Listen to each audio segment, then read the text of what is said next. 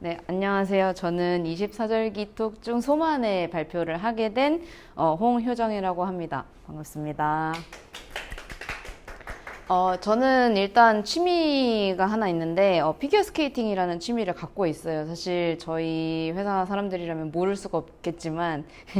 근데 이제 이 피겨 스케이팅이라는 종목이 우리가 이제, 벌써 10년이 훨씬 넘었죠. 김연아 때문에 이제 사람들이 많이 익숙한 취미기는 하지만, 사실 이 취미가 어떤 취미인지, 어떤 이제 스포츠인지, 정확하게 모르시는 분들이 또 많은 것도 사실이에요. 그래서 오늘은, 여러분들이 좀 더 만약에 경기를 보게 되는 일이 있으면은 좀 더 이해하기 쉽고 또 이제 점프가 특히 구분하기 많이 어려운데 이 점프를 구분을 할 줄 알게 되더라도 이제 경기를 보는 게 정말 재밌어지거든요. 그래서 그거를 좀 중점적으로 이제 알려드리려고 합니다. 그래서 혹시나 유튜브로 보시는 분들이 이제 제가 설명을 하는 것들이 좀 틀리게 보일 수도 있어요. 근데 오늘 이제 제가 중점적으로 발표를 하고자 하는 거는, 가장 좀 아주 기본적인 완전 기초를 위한 상식이기 때문에 좀 이해를 위해서 제가 좀 이렇게 끼워 맞추는 것도 있다는 점 이제 참고를 해주시고, 혹시나 이제 질문이 있거나 이제 뭐 틀린 부분이 있다고 하시면 이제 저한테 개인적으로 알려주시면 제가 답변을 해드릴 수 있을 것 같습니다. 그래서 이제 발표를 시작을 할 거고요.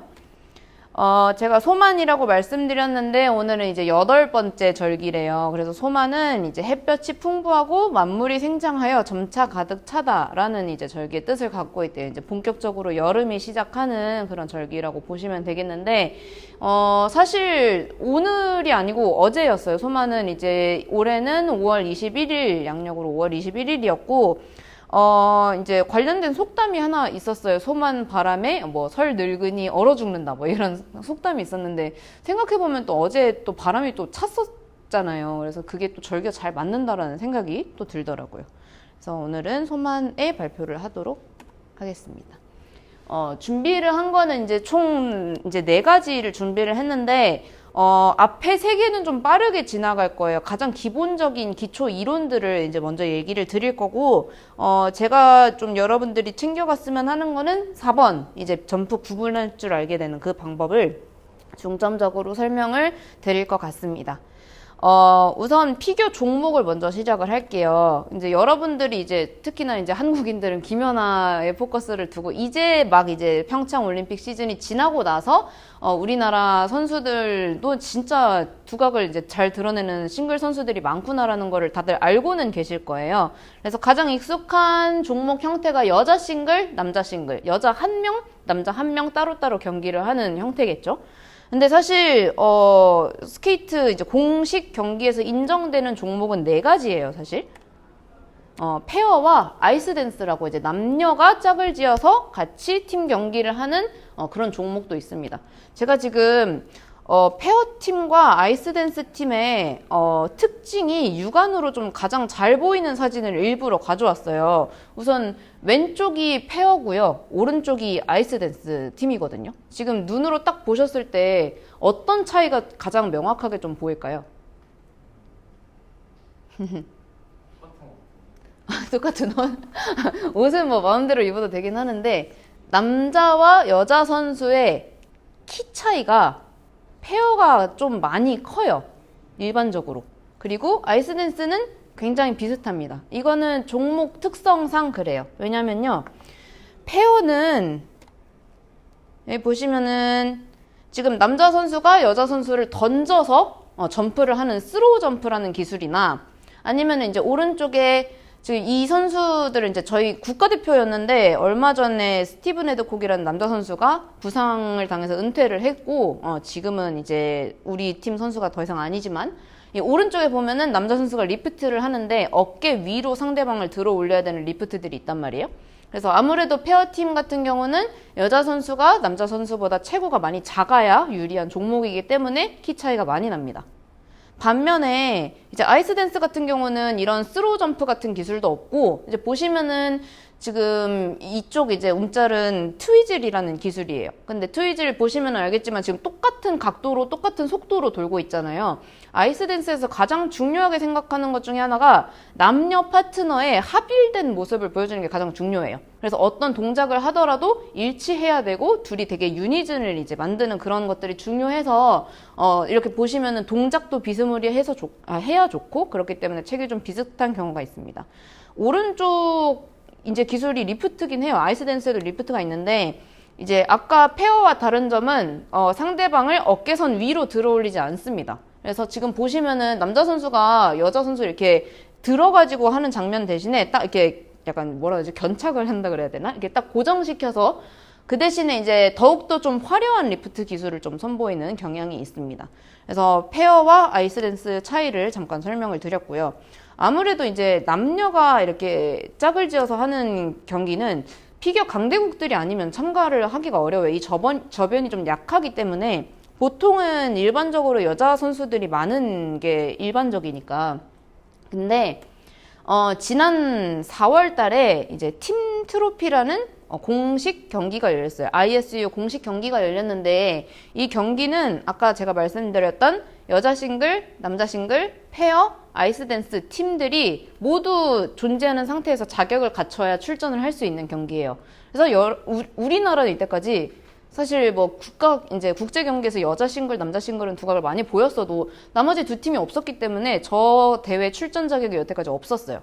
그러다가 이제 처음으로 출전을 하게 됐습니다. 그래서 보시면은 지금 미국, 프랑스, 이탈리아, 우리나라, 캐나다, 일본 이렇게 6개국이 출전을 했고 우리나라는 첫 출전에서 은메달을 따는 아주 엄청난 쾌거를 보였습니다. 아쉽게도 아까 말씀드렸다시피 페어는 여기에서 이제 경기를 하자마자 바로 해체가 되었고요. 이렇게 종목 설명을 먼저 말씀을 드렸습니다. 그 다음은 경기인데요. 경기가 2개의 경기로 항상 이루어져 있어요. 한 경기에 나가면은 이제 프로그램이 2개로 이루어져 있다고 생각을 하시면 돼요. 아마 이제 뭐 김연아 밴쿠버 기준으로 설명을 드리면 007이 하나가 있었고 그 다음에 이제 거시인 파란색 옷 입고 있었던 그 경기가 있었잖아요. 그게 이제 2가지 프로그램을 수행하기 때문인데 우선 쇼트부터 말씀드리면 SP, 쇼트 프로그램은 2분 50초로 이제 구성을 합니다. 프로그램을. 근데 이제 쇼트건, 프리건 둘 다 플러스 마이너스 10초까지는 가능해요. 그래서 그 전후에 이제 경기를 끝내면 되고, 규정이 있어요. 이제 쇼트 안에는 어떤 것들을 수행해야 된다, 프리는 어떤 것들을 수행해야 된다가 있는데, 이게 남자 선수와 여자 선수의 규정이 조금 달라요. 아무래도 이제 신체 구조상 남자 선수들이 조금 더 고난도 기술, 더 회전을 더 많이 할 수 있기 때문에 남자는 뭐 예를 들어서 4바퀴를 뛰는 점프를 1개 이상은 포함을 시켜야 된다. 뭐 이런 식으로 규정이 있는데 그것까지 너무 딥하게 들어가지는 않고 그냥 제가 이렇게 3회라고 적어 놓은 거는 점프 3개가 아니고 3회입니다. 무슨 말이냐면은 콤비네이션 점프라고 해서 점프를 2번이나 3번 연속으로 뛰는 것들이 있어요. 그거를 1회로 쳐서 단독 점프, 콤비네이션 점프, 그리고 이제 꼭 들어가야 되는 점프 이런 식으로 합해서 3회를 수행을 해야 되고 스핀도 마찬가지예요. 스핀도 콤비네이션 스핀이라고 해서 여러 동작을 한꺼번에 하는 이제 스핀이 있고 뭐 단 어떤 스핀 이렇게 규정이 되어 있습니다. 그래서 총 수행해야 되는 게 점프 3회, 스핀 3회, 그리고 스텝 시퀀스. 스텝은 조금 이따가 말씀을 드릴게요. 프리는 이제 FS라고 하는데요. 프리스케이트의 약자입니다. 그래서 보면은 여기도 마찬가지로 4분 10초에서 플러스 마이너스 10초가 가능하고 시간이 좀 더 기니까 좀 더 자유로운 연기가 가능해요. 여기에서는 이제 안무를 집중적으로 이제 보여줄 수 있는 파트도 있고 그걸 이제 코레오 시퀀스라고 하고요. 그다음에 점프나 스핀에서 그러니까 특히 이제 점프가 요구되는 개수가 훨씬 많습니다. 이렇게 이제 알아두시면 될 것 같고 아마 이제 예전에 이것도 한 거의 15년 전쯤 되는데 김연아가 7분 드라마라는 자서전을 썼어요. 이 7분이라는 거는 아까 얘기했던 거 쇼트의 2분 50초와 프리의 4분 10초를 합해서 7분이라서 7분 드라마라고 이름을 지었다고 생각하시면 되겠습니다. 저 횟수는 그 이상을 해도 상관은 안 됩니다. 정해져 있어요. 조금만 여담으로 말씀을 드리면은 점프도 예를 들어 그런 게 있을 거 아니에요. 내가 어떤 한 특정 점프를 잘해요. 그거를 잘 하니까 다 넣고 싶잖아요. 근데 그게 룰에 걸려요. 그런 안 되는 것들이 있어요. 그래서 이게 룰이 사실 알고 보면 되게 촘촘하고 엄청나게 복잡해요. 근데 그거를 다 할 수는 없고 보통 이렇게 생각하시면 될 것 같아요. 여자 점퍼들 기준으로 뭐 예를 들어서 아까 제가 뭐 어떤 걸 뛰어야 된다, 어떤 걸 뛰어야 된다 말씀드렸잖아요. 쇼트 같은 경우는 뭐 콤비네이션 점프를 한 번 수행해야 된다. 그 다음에 더블이나 트리플 악셀을 한 번 수행해야 된다. 그 다음에 트리플 점프를 수행해야 된다. 이런 식으로 정해져 있어요. 그 규정 안에서 자기가 가장 자신 있는 점프를 수행을 하면 되고요. 남자 같은 경우는 뭐 트리플이나 쿼드러플 악셀을 한번 수행해야 된다. 그 다음에 뭐 콤비네이션을 수행해야 된다. 뭐 쿼드를 단독으로 한번 뛰어야 된다. 이런 식으로 이 경기 규정들이 굉장히 빽빽하게 정해져 있습니다. 아마 그래서 이제 처음 보시는 분들이 구분도 하기 어려운데 그런 규정들을 또 모르다 보니까 헷갈리실 수가 있을 것 같아요. 그 감점 사례들도 있어요. 만약에 내가 뛰어야 되는데 못 뛰었다거나 뭐 넘어졌다거나 이런 것들은 당연히 이제 감점 사례들이 있습니다. 네. 그래서 이제 생각보다 좀 일찍 끝나겠네. 기술들을 이제 말씀을 드리려고 하는데 제가 점프는 좀 뒤로 다 뺐어요. 그래서 점프는 지금 설명을 드리지는 않을 거고 메인 이제 이 피겨를 구성하는 기술이라고 한다면 크게 세 가지가 있어요. 점프, 스핀, 그리고 스텝이라는 것이 있습니다. 그리고 기타라고 적어놨는데 사실 뭐 기타라고 부르지는 않고 이 점프나 스핀, 스텝 사이를 프로그램을 이제 안무를 짜서 해야 되는데 그렇다고 내가 점프만 딸랑 뛰고 쭉 가서 저기서 스핀 돌고 이럴 수는 없잖아요. 음악에 맞춰서 이제 그 한 작품을 완성하는데 예술성을 좀 더 가미시켜 주거나 아니면 스핀이나 점프 도입 시에 좀 더 어려운 동작을 같이 붙여서 가산점을 이제 획득할 수 있는 동작들이 바로 저 연결 요소라고 좀 보시면 되겠습니다.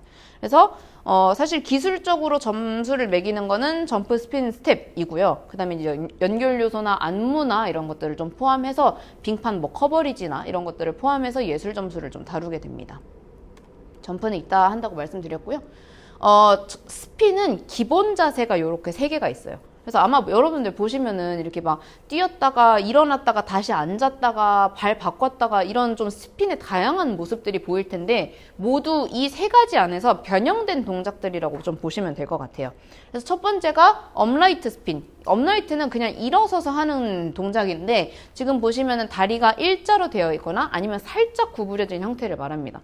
여기서 지금 제가 예시로 가져온 이 스핀도 사실은 업라이트의 변형 자세예요. 이거는 레이백 스핀이라고 해서 머리를 약간 이렇게 뒤로 젖혀서 허리가 이렇게 휘어지는 동작을 이제 레이백 스핀이라고 하는데 여기서 여러분들 보신 거 있을 거예요. 이렇게 손을 잡는다던가 발을 이렇게 한쪽 발을 지금 프리레그를 손으로 이렇게 잡는다던가 아니면 그거를 끝까지 들어 올려서 머리 끝까지 이렇게 도는 동작들이 있는데 그런 것들은 이제 각각 헤어컷 스핀, 비엘만 스핀 이런 식으로 업라이트 스핀에서 변형된 레이백에 변형된 동작이라고 보시면 되겠습니다. 그렇게 하는 이유는 당연히 어려운 포지션을 수행을 해야 좀 더 난이도가 있고 가산점을 받게 될 수 있는 요소가 있기 때문입니다. 업라이트 다음으로는 이제 카멜 스핀이라고 해서요. 지금 보시면은 거의 T자 형태로 만들어져 있는데 저 카멜 스핀이라는 게 지금 제가 예시로 가져온 거는 우리나라 유영 선수인데 지금 앞을 보고 있잖아요. 앞에 약간 아래쪽을 보고 있는데 상관없어요. 뭐 위로 봐도 되고 아래를 봐도 되고 저 상태에서 이제 저 프리렉을 또 잡아서 동그랗게 이제 회전을 하는 도넛 스핀도 카멜 스핀의 일종의 변형 자세라고 보시면 되겠고 김연아 경기를 좀 보셨다면 아마 저 자세에서 저 프리렉을 이렇게 구부려가지고 이런 자세를 만들어서 이제 회전을 할 거예요. 그 유나 카멜 스핀 또한 카멜 스핀의 변형 자세라고 보시면 되겠습니다. 일단 기본적으로 기본 스핀 형태에서 좀 더 어려운 포지션을 취했다 하면은 가산이 붙는다고 보시면은 좀 이해하기 쉬울 것 같아요. 다음은 이제 C스핀이라고 해서 말 그대로 진짜 앉아서 하는 스핀입니다. 근데 지금 보시면은 C스핀의 기본 이제 이론은 저기 프리렉 이렇게 붙잡고 있는 렉이 빙판과 완전 수평을 이루는 거를 원칙으로 합니다. 그래서 저 상태에서 다리를 약간 뭐 휜다거나 뭐 다른 자세를 한다거나 여러 가지 변형 동작이 있을 수 있다. 마찬가지로. 그래서 이런 스핀들을 단독으로 뛰는 스핀도 있고 뭐 예를 들어 이 경기에서 뭐 카멜 스핀을 단독으로 한번 뛰어야 되고 뭐 콤비네이션 스핀을 한번 수행해야 되고 이런 것들이 있는데 아까 말씀드렸지만 룰까지 너무 자세하게 들어가지는 않을 거고요. 이런 식으로 동작이 3개로 나누어져 있다라고만 알아두시면 되겠고요. 이거는 이제 단독으로 꼭 들어가야 되는 포지션들이긴 한데 중간중간에 여기에 속하지 않은 스핀들도 있을 수 있어요. 그런 것들을 이제 논베이직 포지션이라고 해서 아까 콤비네이션 스핀 할 때 중간중간에 이 스핀 요소들 사이에 논베이직을 좀 둬서 이제 좀 수행하기 원활하게 만드는 그런 스핀 동작들이 있습니다. 다음은 스텝인데요. 제가 일부러 발만 떼왔어요. 이거는 이제 소치올림픽, 이제 김연아 2014 소치올림픽 아디오스 노니노 프로그램 중 일부인데, 사실은 피겨스케이팅이라는 말 자체가 피겨라는 말이 도형이라는 말에서 시작이 됐거든요. 그 무슨 말이냐면, 가장 원론적인 형태의 피겨스케이팅은 점프나 스핀 같은 게 없었습니다. 거기 진짜 그 빙판 위에다가 뭐 약간 기하학적인 무늬나 뭐 대칭적인 무늬 이런 무늬들을 궤적에 그리는 것으로 시작이 되었어요. 그래서 가장 피겨스케이팅의 모든 기술 중에서 가장 기본적인 원론적인 기술이 바로 스텝이라고 보시면 되겠는데, 이게 이제 점점 난이도가 올라가고 거기서 뭐 뛰는 사람도 생기고 스핀도 생기고 하면서 난이도가 점점 올라가니까 아무래도 상대적으로 스텝의 이제 중요도가 좀 더 떨어지게 되고 이제 필수 요소에서 좀 더 빠지게 되고 이런 역사가 있습니다. 근데 지금 보시면 알겠지만 이게 지금 어떤 자세인지 구분하기가 굉장히 어렵잖아요. 이거는 피겨를 좀 더 뭐 배우셨던 분들이거나 뭐 오래 본 저 같은 사람이라도 이렇게 그냥 구분하기는 상당히 어렵습니다. 이런 짤이 되게 피겨계에서 유명한 짤이 있는데요.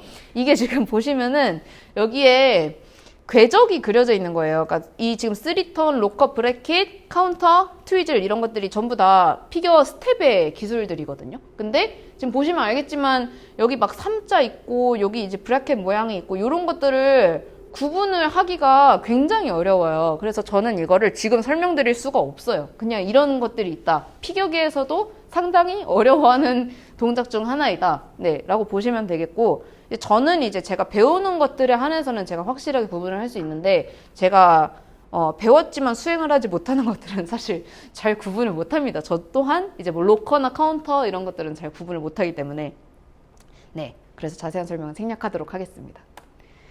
네, 그 다음에 아까 기타라고 제가 구분 지었던 이제 나머지 이제 세 개를 좀 더 원활하고 이쁘게 만들어주는 이제 중간 요소들이 있다고 제가 말씀을 드렸어요. 연결 요소들이 있는데, 특히나 우리나라 선수들이 많이 구사하는 연결 요소들 중 두 개는 이제 스파이럴과 이나바우어입니다. 스파이럴은 이제 말 그대로 한 발로 저렇게 이제 빙판을 계속 가로질러 가는 건데, 이것도 사실 기본 뭐 포지션에서 뭐 Y자로 이제 다리를 붙잡는다거나 뭐 뒤로 간다거나 여러 가지 이제 동작이 있습니다. 그리고 지금 오른쪽에 차준환 선수가 하는 이나바우어는 이것도 이제 아까 제가 스핀 할 때 허리를 이렇게 뒤로 이렇게 보내면은 레이백이라고 했잖아요. 그래서 이나바우어인데 레이백. 그래서 레이백 이나바우어라고 하고, 이거는 또 이제 좀 더 프로그램이 이쁘게 보일 수 있는 약간 시그니처 포즈라고 보시면 될 것 같아요. 저도 배우고 있는데 상당히 어렵습니다. 잘 안 되더라고요. 그다음에 우리나라 선수들이 많이 구사하지는 않는데요. 이거는 이제 일본인 선수들이 좀 많이 구사를 합니다. 왼쪽은 지금 은퇴를 했고 이제 완전 챔피언 같은 존재였던 한유 유주라는 선수가 구사를 하는 하이드로 블레이딩인데, 지금 보시면은 완전히 빙판에 거의 닿는 수준으로 빙판을 저렇게 구부려서 이제 가고 있어요. 저런 동작들도 있고, 이제 오른쪽도 이제 일본 선수예요. 우노 쇼마라고 하고, 이 선수는 아직도 현역으로 좀 뛰고 있는데, 캔틸레버라고 해서 저렇게 다리를 이제 구부린 채로 몸을 거의 빙판과 수평으로 맞춘 채로 저렇게 활주를 하는 거를 캔틸레버라고 합니다. 우리나라 선수들은 많이는 못 본 것 같아요. 있기는 있는데, 그렇습니다. 이거 4개만 있는 게 아니고 되게 정말 많이 다양한 동작들이 있는데, 주로 좀 더 극적인 것들을 제가 좀 가져와 봤습니다. 네. 그 다음 이제 드디어 좀, 여러분들이 좀 가장 챙겨가셨으면 하는 것 중에 이제 점프를 구분하는 것이 있는데요. 점프, 네, 이게 사실 핵심이었습니다. 그래서 이제 여러분들이 항상 맨날 그래, 피겨를 이제 보시는 분들이 저한테 묻기로는, 뛰다가, 돌다가, 그냥 이제 횡횡횡횡 하다가 끝! 이런 식으로 이제 피겨를 설명을 하신단 말이에요. 그래서 피겨를 이제 경기를 좀 보게 되는 기회가 있으면은 점프를 넘어지냐 안 넘어지냐만 굉장히 중요하게 생각을 하시는 거예요. 사실 아까 제가 말씀드렸던 점프, 스핀, 뭐 기타 요소들, 특히 스텝의 아름다움이나 뭐 안무를 보는 것도 이 피겨에서는 굉장히 볼거리가 많거든요. 그래서 아무튼 점프를 적어도 뭐 넘어지니 많이 하기 전에 어떤 점프를 뛰었는지를 좀 구분하면은 여러분들이 좀 더 재밌게 보실 수 있을 것 같아서 조금 준비를 했습니다. 그래서 그 점프를 들어가기 전에 제일 먼저 여러분들이 아셔야 되는 게 이 스케이트 부츠의 구조예요. 특히 날을 좀 많이 보셔야 되는데 제가 그래서 일부러 제 걸 가져왔어요. 오늘 보일지 모르겠는데 제가 왼쪽 기준이 왼쪽으로 많이 쓰이기 때문에 우선 여기 날카로운 톱니 모양이 있을 거예요. 요 톱니 모양인데 이거를 저희는 토라고 할 거예요. 토라고 쓰이긴 한데 토픽입니다. 자세하게는.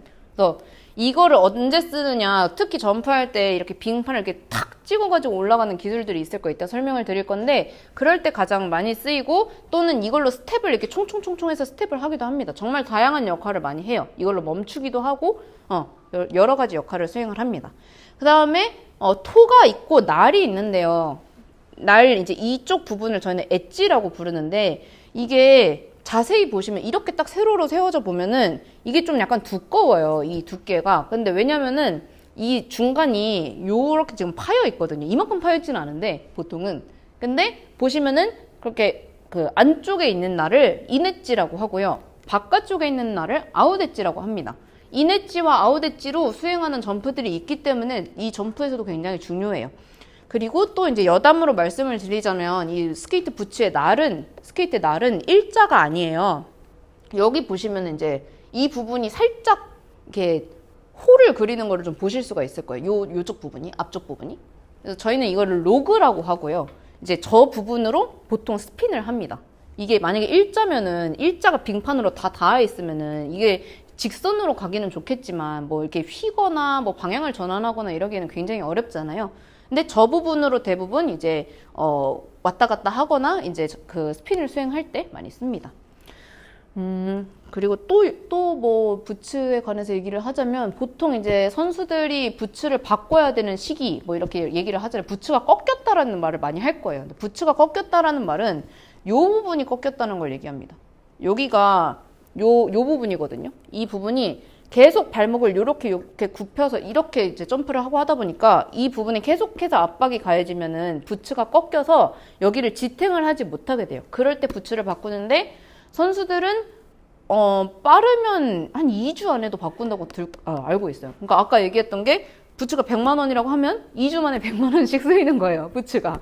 어쩔 수가 없어요, 근데. 그래서 이제 테이핑을 이렇게 하고 그냥 있는 대로 좀 버텨서 이제 하시는 선수들도 있고 한데 주기가 굉장히 짧습니다. 굉장히 비싼 운동이라는 거. 그리고 이제 넘어가자면 점프는 이제 그 기술로 인정되는 점프들은 총 6가지가 있어요. 그래서 제가 이거를 나눠놨는데 아까 제가 토를 찍어서 이제 뛰는 점프랑 날로 이제 뛰는 점프가 있다고 말씀을 드렸죠. 그게 토 점프와 엣지 점프인데 어느 것에도 속하지 않은 악셀이라는 점프가 있습니다. 이렇게 6가지로 우선 분류를 했어요. 가장 이제 여러분들의 분류하기 쉬운 거를 이제 제가 먼저 뒀어요. 악셀이라고 하는데 악셀 아시죠, 여러분? 네, 트리플 악셀 어떻게 뛰어요? 아사다 뭐가? 막 달리다가 이렇게 뛰죠. 네. 앞으로 뛰죠. 악셀은 앞으로 뛰는 점프입니다. 그래서 악셀은 여러분들이 구분하기 가장 쉬워요. 왜냐면 악셀은 앞으로 뛰는 유일한 점프예요. 아무것도 다 뒤에서 뛰어서 뒤로 착지하지 앞으로 뛰어서 뒤로 착지하는 점프가 악셀 말고는 없어요. 그 말은 뭐냐면은 다른 점프가 뒤로 뛰어서 뒤로 착지하는 한 바퀴를 구사를 할 때 얘는 필연적으로 1.5바퀴가 된다는 거예요. 그래서 얘가 기초점이 가장 높은 점프입니다. 이따 말씀드리겠지만 러츠라는 점프가 있는데 러츠가 악셀 다음으로 기초점이 높은 점프예요. 근데 김연아가 러츠를 굉장히 잘 구사하는 어느 점프든 다 잘 구사하지만 굉장한 정석 점퍼입니다. 그래서 여러분들이 가장 구분하기 쉬운 다시 와서 앞으로 뛰는 점프고 지금 뛰는 거는 더블 악셀이에요. 지금도 더블 악셀은 여자 선수들이 아까 필수로 뛰어야 되는 점프 악셀 요소들 중에 하나로 이제 뛰고 있고 남자 같은 경우는 공인 경기에서 쿼드러플 악셀을 뛰는 선수가 나왔어요. 그래서 거의 유사 5바퀴를 뛰는 선수가 나왔다. 이제 연구하는 사람들이 보통 생각하기를 쿼드러플이 인간의 한계라고 보고 쿼드러플이래. 그 퀸터플이라고 해서 5회전을 하는 게 거의 불가능할 거다라는 거를 이제 냈어요. 아마 인간의 이제 영역으로는 이제 안 될 거다라는 예측을 하고 있는데 그 바로 아래 단계인 쿼드러플 악셀이 나왔습니다. 공인 경기에서. 다음은 토룹인데 아까 토 찍는 점프가 있다고 말씀을 드렸는데 톨은 3개가 있어요. 토 점프는 3개가 있고 토룹은 그 중에서 왼발로 토를 찍는 점프예요. 지금 보시면은 빙판이 지금 한번 여기를 찍고 뛰잖아요. 그래서 토룹은 왼발로 토를 찍는다. 나머지 2개는 오른발로 토를 찍어서 제가 우선 먼저 넣었어요.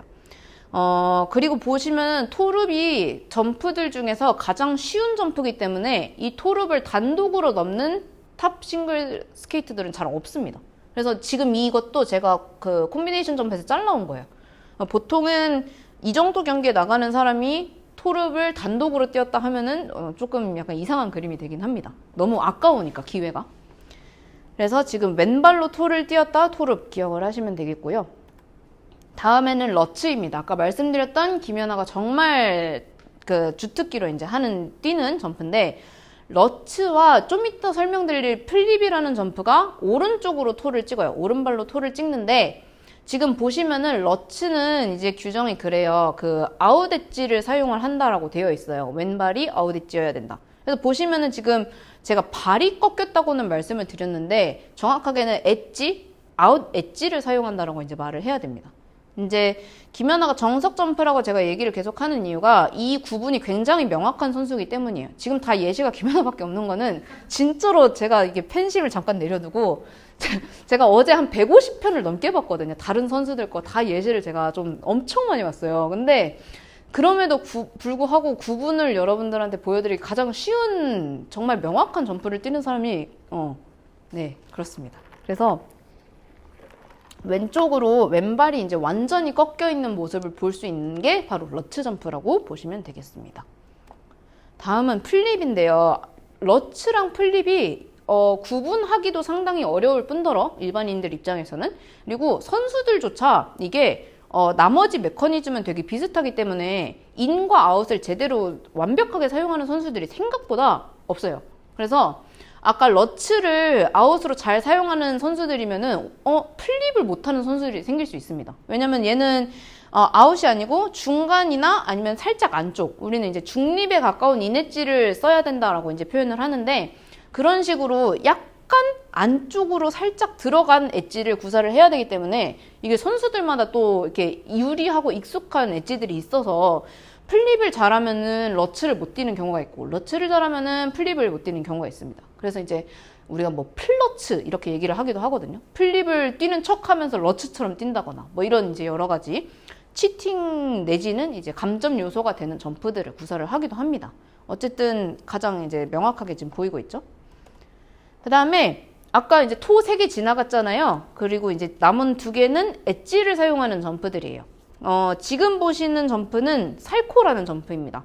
외우기 쉽게 설명을 하자면은 사실 이렇게 얘기를 하는 거는 틀려요. 다리가 시옷자면 된다라는 건 아니에요. 이 메커니즘이 가고 있는 다리가 지금 보시면은 오른쪽 다리가 왼쪽으로 이렇게 돌아서 오기만 하면 되기 때문에 꼭 다리가 시옷자일 경우 필요는 없어요. 근데 어찌됐든 다리가 시옷자인 게 가장 구분하기 쉬워서 가져왔습니다. 웬만하면 대충 비슷하게 뛰어요. 그래서 살코가 시옷이기 때문에 시옷자다. 저는 이게 가장 먼저 잘 외워졌었거든요. 그래서 살코가 있고요. 마지막 점프로는 룹이라는 점프가 있거든요. 아까 살코는 시옷자였으면은 룹은 X자예요. 그냥 진짜 이렇게 다리를 교차하는 힘으로 돌기 때문에 X자이고, 참고로, 김연아의 경우만 계속 얘기를 해서 그렇긴 한데, 이때가 2008, 9년 시즌인가 그랬을 텐데, 이때 이후로, 김연아는 룹 점프를, 트리플 룹을 구사하지 않습니다. 이 고관절에 상당히 무리가 가는 그 기술이었기 때문에, 대신에 이제 연결 콤비네이션 점프로 더블 룹 같은 거를 이제 사용을 하기는 했습니다. 그래서 여러분들 지금 6가지를 이제 구분을 다 하실 수 있게 됐겠죠? 됐다고 해줘. 됐다고 해주세요. 그러니까, 이게 지금 제가 슬로우를 걸어서 좀 보기 좀 쉽게 제가 슬로우를 건 것들을 일부러 올려놓기는 했는데, 다시 한번 이제 설명을 좀 요약해서 드리면, 악셀은 앞으로 뛴다. 그리고 토릅, 왼발로 뛴다. 러츠, 이렇게 아웃 엣지를 사용하고, 플립은 중립에 가까운 이냈지 중간에서 안쪽으로 꺾이는 거. 살코는 C자, 룹은 X자. 아, 너무 간단하죠? 그죠? 너무 간단하지, 여러분? 너무 간단한데? 생각보다 여러분이 그렇게 막 어렵게 생각할 그런 점프들이 아니에요. 그래서 제가 점프를 구분을 하면은 그 경기를 보는 게 좀 더 재밌다고 이제 말씀드린 이유가, 이런 점프를 구분하게 되면은 이 선수가 대충 어느 정도 난이도의 점프를 구사하는지가 보이기 때문이에요. 그래서 이제 기초점을 아주 중요한 건 아닌데요. 설명을 드리자면 악셀이 아까 얘기했다시피 제일 높고요. 그 다음이 러츠, 그 다음이 아마 룹, 플립, 살코, 토룹 이 순일 거예요. 그래서 이제 좀 난이도가 높은 점프들을 구사하는 선수들일수록 얘는 진짜 그냥 기초점을 많이 챙겨가겠구나. 물론 이제 그때 넘어지거나 회전수가 부족하거나 질이 너무 떨어지거나 이래서 감점을 당하지 않는 이상은 웬만하면은 그 선수는 정말 잘 뛰는 선수구나. 잘 뛰는 선수들에 한해서 이렇게 되었습니다. 그래서 이 도식을 그냥 보시면은 제일 간단할 것 같고, 다음에 제가 퀴즈를 3개를 준비를 했어요. 점프를 구분하는 퀴즈 3개를 준비했는데, 제가 가장 먼저 맞추는 사람에게 소정의 상품을 준비를 3개를 했는데 딱 3분밖에 없어가지고 한 명씩 돌아가면서 맞추면 될 것 같아요. 네. 제가 다 맞추면 저한테 가주시나요? 다 가지셔도 괜찮아요. 다 똑같은 거라서. 근데 우선 그러면 첫 번째 문제 시작하겠습니다. 어떤 점프일까요? 정답. 살코. 맞아요. 맞아요. 이렇게 구분하는 거예요. 여러분 이제 구분 다 하실 수 있어요. 그죠? 어떻게 알았어요? 여기 시우자 나왔잖아요. 그죠? 예. 네. 그쵸. 명확하죠. 차준환 선수가 가장 잘 구사하는 쿼드러플 살코입니다. 네, 이거는 지금 베이징 올림픽. 네, 그쵸. 이게 가장 쉬운 점프일 텐데 어떡하냐 이제. 다음 두 번째 점프. 나 이거 아는데. 뭘까요? 안 보았는데. 일단 토 점프고요.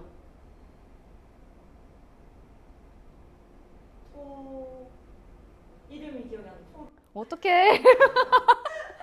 자, 다시 한번 어딨냐. 이거 제가 지금 외울 시간 드릴게요. 잠깐 이거 기억하고 있어요. 일단 토 점프였어. 일단 됐나요? 자. 오케이? 네. 자. 플립? 맞아요. 정답입니다.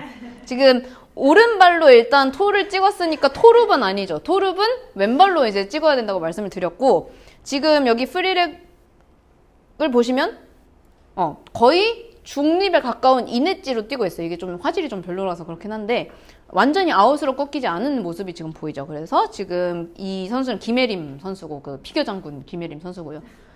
지금 구사했던 점프는 트리플 플립입니다. 이 앞에 점프는 제가 단독을 가져왔는데 뒤에 거는 제가 콤비를 가져왔어요. 3개 콤비예요. 3개. 맞추셔야 돼. 카야님 맞추셔야 돼요.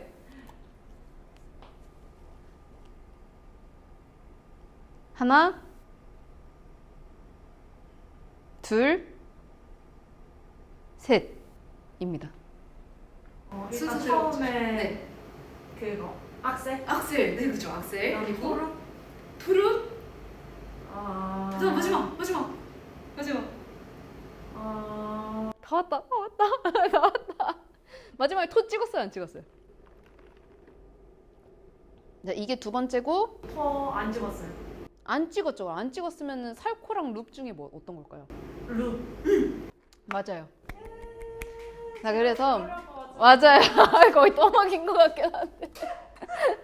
자, 그래서 정답은 더블 악셀. 앞으로 뛰었으니까 악셀이고, 그 다음에 이쪽으로 뛰었으니까 왼쪽 다리가 이렇게 찍었으니까 더블 토룹, 거기에다가 이제 살코 시오자 모양 안 나오고 X자로 교차를 했기 때문에 더블 룹입니다. 더블 악셀, 더블 토, 더블 룹 콤비네이션 점프였습니다. 프로그램은 레미제라블 2013년 거고요. 네, 이렇게 해서 제가 오늘 준비한 거는 여기까지였습니다. 네, 감사합니다.